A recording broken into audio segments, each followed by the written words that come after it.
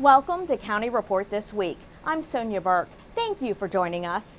Coming up in the next half hour, Montgomery County is now the home of the National Cybersecurity Center of Excellence. Some MCPS middle school students win a national app challenge. And Chinese New Year celebrations are taking place around Montgomery County. But first, the Montgomery County Board of Education conditionally appoints Dr. Jack Smith as the next superintendent of schools. MCPS TV has our top story. All in favor? It is unanimous. By a unanimous vote, the Montgomery County Board of Education approved the conditional appointment of Dr. Jack Smith as the new MCPS superintendent effective July 1st, 2016.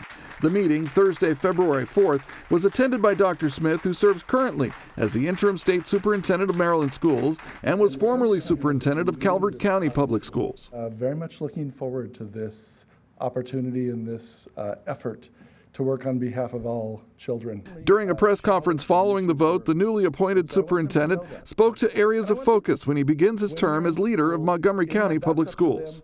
I won't wait months or years to start talking about what needs to happen on behalf of children and students, and I will work very closely with the staff, the board, the community, the leaders in the community, the citizens in the community, to think about what is needed on behalf of every student in this school system. The appointment is conditional on approval from the state superintendent of Maryland Schools and is expected prior to July 1st. To introduce the new superintendent to the community, the Board of Education is planning a series of public meetings in the near future that are intended to give all members of Montgomery County a chance to learn more about the superintendent. We are in the process now of working up a calendar where, as his time allows, he'll be going to some events. The Board of Education conducted a nationwide search for the new superintendent, solicited characteristics important for the new superintendent from the public, and then formed a review committee made up of many members of the community to help identify the final candidate. What became very clear during the process of the interview was his commitment to equity, his commitment to all students and all students' success in their learning. He also seemed to have as he called it, a sense of urgency about educating children and closing the achievement gap. And so I hope that that will be reflected when he comes here. His experience gave us a level of confidence that he has the skills, he has the right approach. Well, I'm looking forward to working with all of the families and the students in the system to think about what are the best strategies, the best practices, the best ways we can do business on behalf of them. Pending approval from the state, Dr. Smith will begin on July 1st. County Council members Nancy Navarro and Craig Rice both attended the special Board of Education meeting about the superintendent appointment, and after the announcement, they said they're looking forward to the future.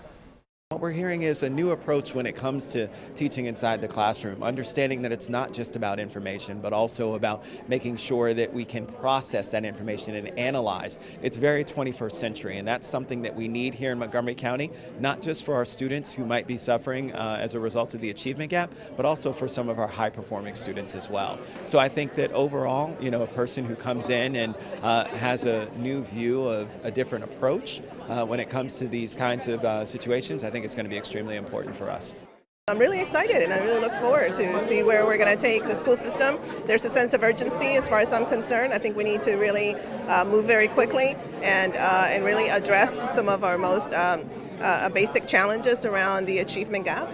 But I'm also very hopeful that our resources and our commitment will make it happen. So I'm very glad that we have a superintendent finally.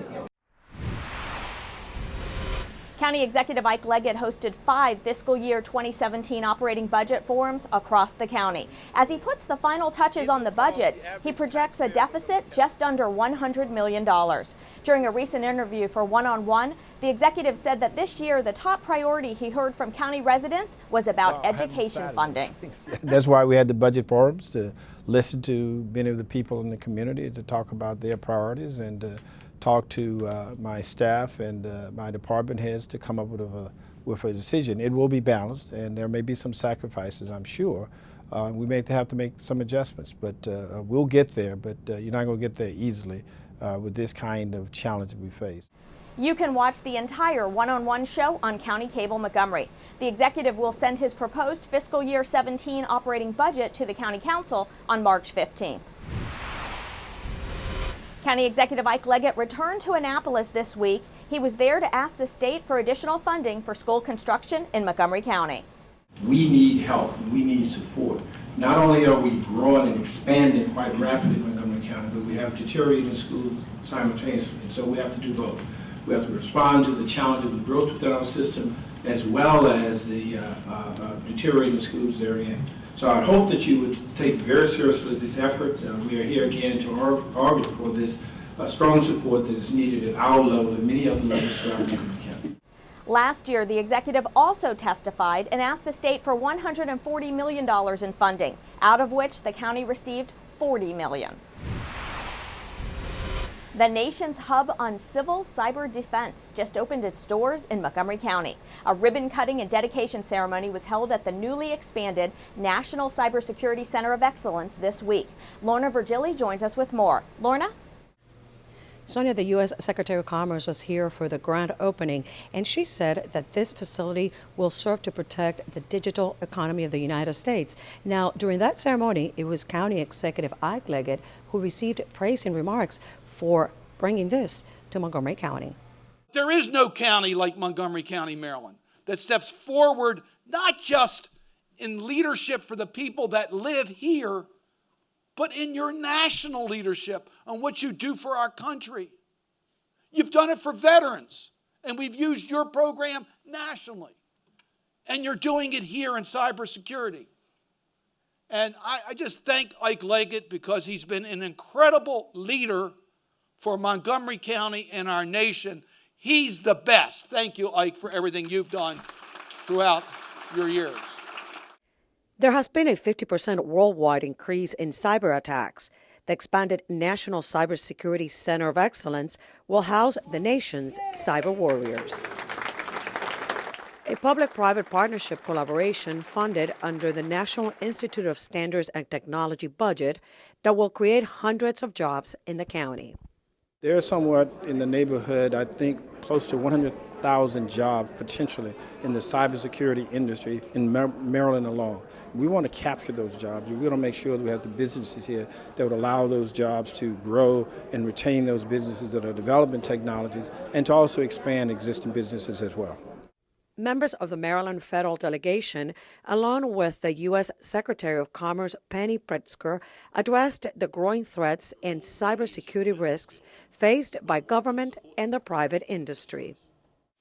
It is absolutely imperative that all of us, public and private, regardless of our organizations, address cybersecurity threats with as much urgency as we do public health crises, national disasters, and wartime threats. I wanted to make what I considered was a significant investment here with an agency that knows what to do, how to do it, and how to work with the private sector, because they've been doing it for close to 100 years to do it right here at NIST, so that the private sector would have a civilian agency, government would play a role in providing the standards and technical assistance, and at the end of the day, we would be a safer country, a stronger economy. We would be better off, and the world would be better off.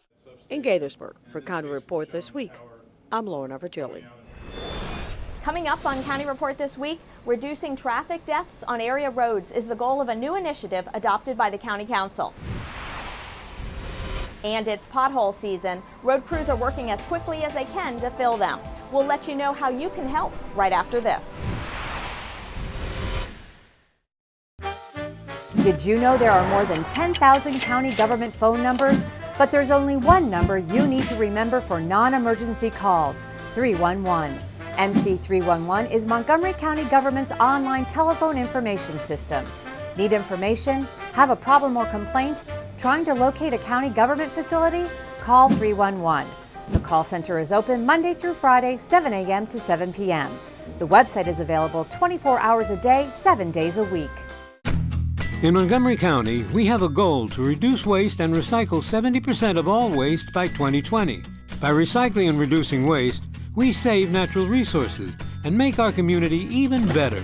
So recycle at home, work, school, everywhere, and keep recycling going. For more information, call the Montgomery County, Maryland Division of Solid Waste Services at 311 or visit montgomerycountymd.gov/recycling. Keep it going. Recycle more now.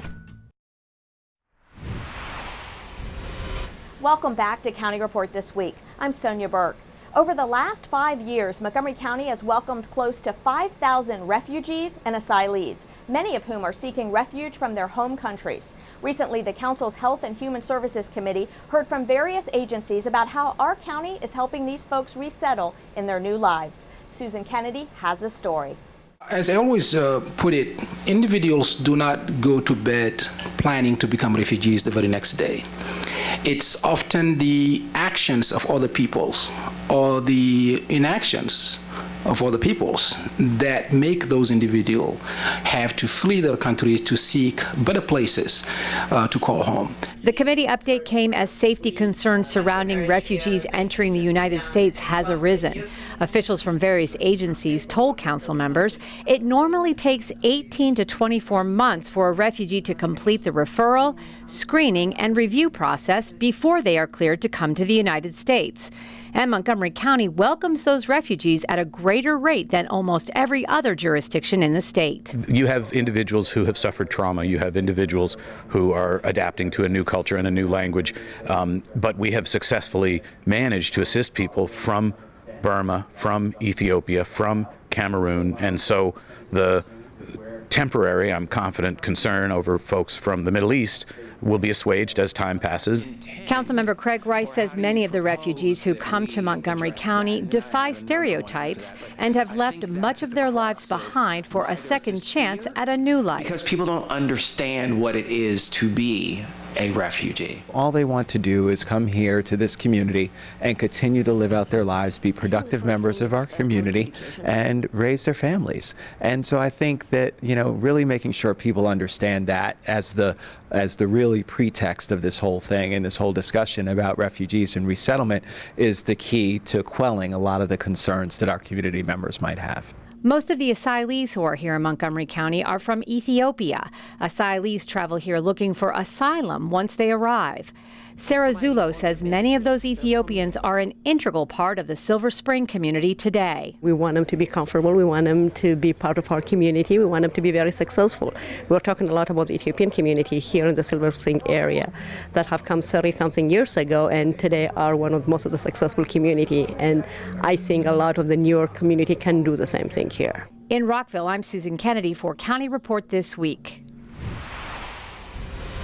The African American Democratic Club of Montgomery County hosted its third annual State of Black Montgomery Forum in Silver Spring. MyMC Media's Willie James Inman has the story.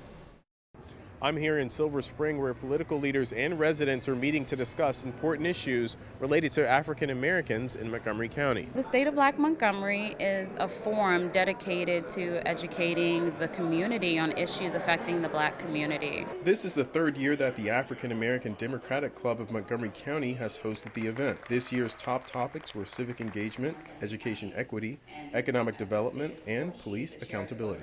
County Executive Ike Leggett was part of a panel of guests that talked about the African American experience in Montgomery County. What I want us to do is to recognize the achievements of the past, but also build on that and to move forward, especially in areas of economic development, areas of closing the achievement gap for kids. One of the things that we know is that there's a clear disparity in opportunity gaps between Black children and white children in Montgomery County. It's been persistent, and I think that one of the things that I've suggested to folks is that we need to take some action on that. It's important for the police departments to develop as well as implement a program that would see an increase in the diversity in ranks of the police departments. The African American Democratic Club was also honored by all 9 members of the County Council for its work in the community.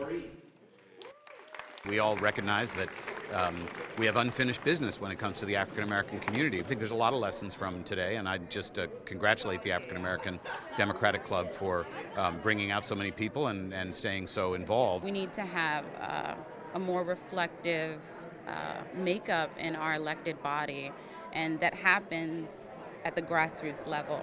We have to get people engaged. They have to know how important it is. Organizers say that's the reason why this event is held every year during Black History Month. I'm Willie James Inman for County Report This Week. Scotland native and community activist Betty Carroll Thompson passed away at the age of 80 on February 3rd. Montgomery County Executive Ike Leggett is remembering Thompson and the legacy she leaves behind.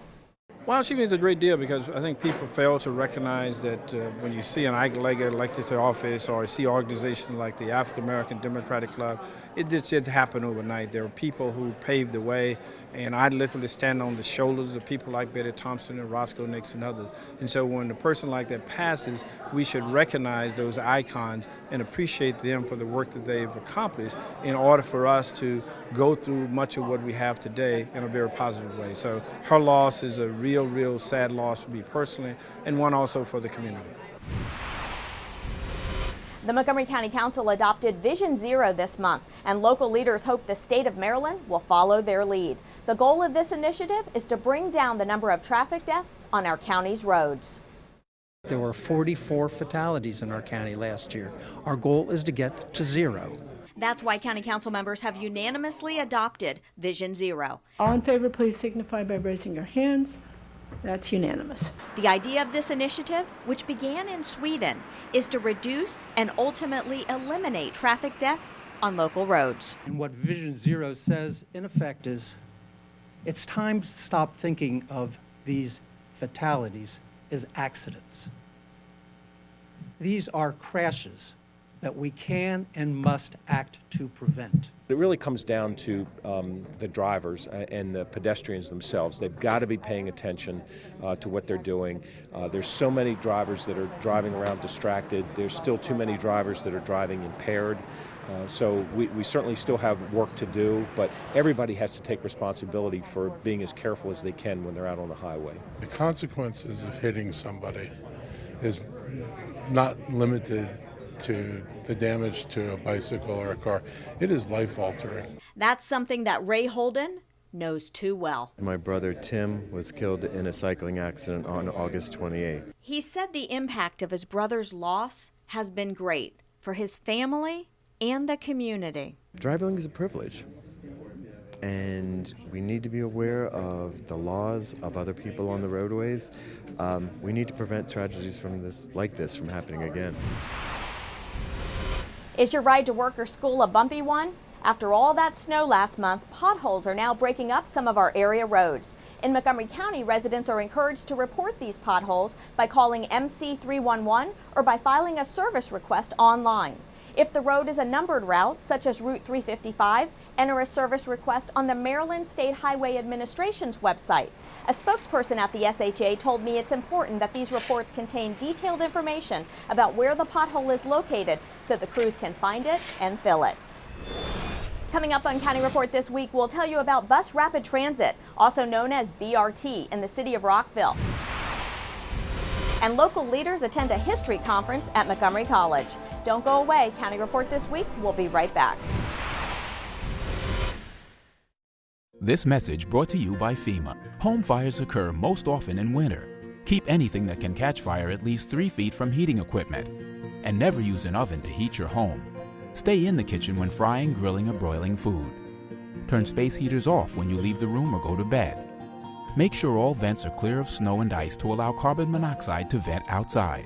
Have your furnace, heating system, and chimneys serviced each year by a qualified professional. Learn more at www.usfa.fema.gov. Welcome back to County Report this week. I'm Sonia Berg. In Rockville last year, the Rockville Mayor and Council met with other elected officials from Gaithersburg and Montgomery County to discuss plans of a bus rapid transit system that would run through Rockville. So what is a bus rapid transit system, and how will it affect your travel in Rockville? Rock 11 Now's Kathy Dantzler has more. If you travel along Rockville Pike, then you deal with this every day. and finding a way to relieve stress of travel along the pike may seem more of a dream than a reality. But there's hope on the horizon in the form of a bus rapid transit system. Bus Rapid Transit, or BRT, it's a plan that was adopted by the county. They're looking at trying to improve mobility throughout Montgomery County. And Bus Rapid Transit is something that's been evolving in the transportation field, where it's basically high-speed, dedicated buses that basically run in dedicated travel lanes. And they have the characteristics of light rail.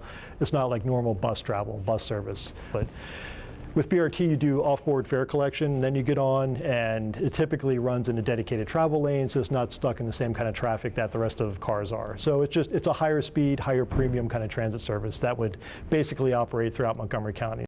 Across the country, bus rapid transit systems are being built to provide a more cost-effective, fast, reliable way of transportation. We can bring the community together so they can understand a little bit more about BRT and what the overall plan says and what it means for Rockville and what it means within our Rockville Town Center area as well.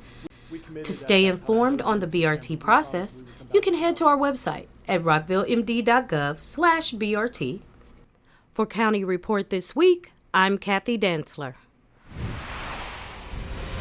History buffs had the chance to glimpse into the county's past and get insight for the future at this year's Montgomery County History Conference. MCTV's Carolina Galliano has our story. The history of an ever-changing Montgomery County was the focus of this year's History Conference, held at Montgomery College by the Montgomery County Historical Society. County Executive Isaiah Leggett kicked off a day of engaging historians, archaeologists, and panelists. Look at Montgomery County and you see that we are now an urban, suburban, and still a rural community. There is history behind all of those things. But it's also a platform for finding us where we are going. That is the question of diversity and immigration that is now a part of our history. More than 160 attendees learned from professional and amateur historians and their research. So as I reviewed county history, the dialogue of planners and politicians seemed divided into 4 eras, each governed by a distinctive combination of public and private interests that was capable of governing for a sustained period. While some dug up the life of Yara Mahmoud, a former slave, entrepreneur, and Georgetown property owner, a discussion on immigration and its impact took front and center. We have watched the evolution and the diversification of our county and can celebrate all that is special and challenging. This area, Montgomery County, Northern Virginia, is actually the second largest diaspora of Iranian Americans in the country, second only to Los Angeles. There is a lot of advantages to having a lot of immigrant communities, but if we are not socially integrated, what happens is this kind of siloing off of communities can lead to isolation and alienation. And based on a study that my organization did with the University of Maryland, is that a sense of cultural homelessness, not belonging here and not belonging back home, could also lead to a propensity for violence and this appeal of violent narratives and violent belief structures. For County Report This Week, in Germantown, I'm Carolina Galliano. Coming up next on County Report This Week, some creative Montgomery County Middle School students win a national app challenge. And hundreds of residents across Montgomery County are celebrating the Lunar New Year. We'll have those stories and more right after this. 1 in 5 women and 1 in 16 men are sexually assaulted while they're in college.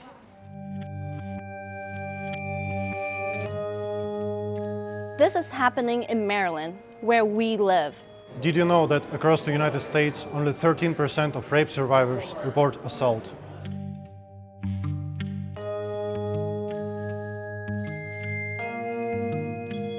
These statistics are not acceptable. If you think you don't know a victim, think again. It's a huge deal. Many people I know have been victims of sexual violence. It's not the victim's fault. No one asks for it, ever. Let your voice be heard. If you have been harmed by sexual misconduct, you should never feel ashamed. Ask for help. We can make a change together. It's on us. It's on all of us.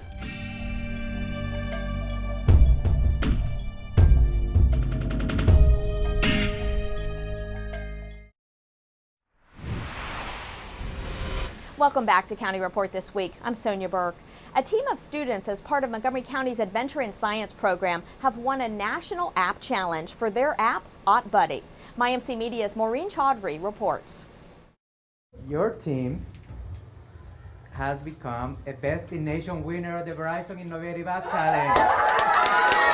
The Montgomery County Adventure and Science team just found out that they are one of 8 national winners of the Verizon Innovative App Challenge for their app, Ot Buddy. The vision of Ot Buddy is to solve the challenges that faced by the people in autism spectrum and also the community that supports them, includes the parents and the teachers and any caregivers. Verizon presented the winning team with a $20,000 grant at Rocky Hill Middle School in Clarksburg. I am ecstatic, speechless, everything along those lines. I'm really excited. The surprise, I tried to keep it inside myself, but I'm about to cry. It feels amazing. I'm not sure what to say about it because it's just crazy. There aren't enough words in the dictionary to explain how I feel. It's amazing. It means a lot to me. I mean, not only getting the prizes, but getting another step forward to solving a huge problem in the community. Students said the app was inspired by their personal experience with autism. So when we were asked to come up with an idea, I started looking around my house for some problems. So I saw my parents had some trouble managing my sister Meghna, and she has autism. So I thought maybe I could come up with an app that could help them. This app really came out for a way to use technology to help other people. And so if people have not had the opportunity to check out their Ot Buddy app on the Verizon Challenge website, you should check it out because it was really an amazing app designed to help students with autism and their friends. What's next for the Adventure and Science team? They'll start work on developing the Ot Buddy app and are set to present it at the National Technology Student Association Conference in Nashville in June. In Clarksburg, I'm Maureen Chaudhry for County Report This Week. The Montgomery County Board of Elections is recruiting students for its Future Vote program, and that program still needs more than 2,000 participants. So we're looking for 3,500 students. We started recruiting about 3 weeks ago, and right now we have about 1,000, so we need obviously another 2,500. We would love to have a full complement of judges because the voters and the election judges expect students. They want their volunteers. So please visit our website, 777vote.org. The 6th tab, it says Future Vote Student Volunteers, and you could register online. It's very painless and it's simple. Did you know 2016 is the year of the monkey in the Chinese lunar calendar? Celebrations have kicked off for many Asian Montgomery County residents. Crystal Park attended this year's celebration at Lake Forest Mall, complete with dragon dances, special performances, and guest speakers. New Year's celebrations may be over, but for a large community of Montgomery County residents, February is a time to celebrate the Lunar New Year. In many Asian cultures, February 8th marks the beginning of a week-long celebration bringing in the new year. 2016 is the year of the monkey. According to the Chinese, zodiac, the person born as a monkey witty, intelligence, very capable achiever, but also they are a very good team player. The Chinese Culture and Community Service Center hosts a yearly celebration at Lake Forest Mall in Gaithersburg. This year's festivities featured a traditional Chinese dragon dance, children's performances, and a special monkey dance to celebrate the Year of the Monkey.